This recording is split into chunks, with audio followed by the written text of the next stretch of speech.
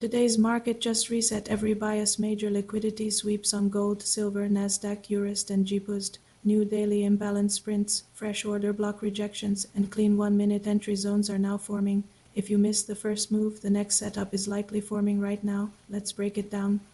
First up, EURUSD. It has nicely bounced off the 4-hour bullish fair value gap and is now pushing back into short-term liquidity. Price is currently reacting at the daily and 1-minute levels, really trying to reclaim that equilibrium. My bias is still range 2 bullish, and that's only invalidated if we see a break back below the 1.158 level, so keep an eye on that support. Next, let's look at silver. It tagged into the full daily bearish fair value gap, got a solid rejection, and is now pulling back. Price is forming a very tight structure between those daily and 1-minute levels and the equilibrium line. The next big decision point to watch for is at that 51.3 to 51.6 bearish fair value gap. That's where we'll likely see the next major reaction. Moving on to gold.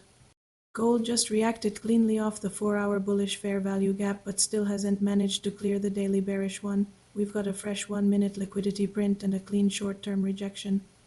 Now for the NASDAQ or AS100. It remains below the daily bearish fair value gap, respecting that bearish imbalance. The new sweeps on the session candles show a real fight going on inside the daily and 1-minute price action. The next key area I'm watching is the daily bullish order block below. If price taps into that zone, it could fuel the next major rebound.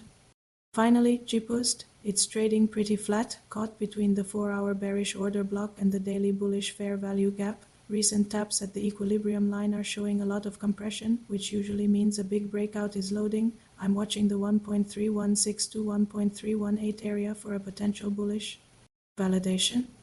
So to summarize it all, the theme across all these pairs today is sweeps, rejections, and fresh imbalances.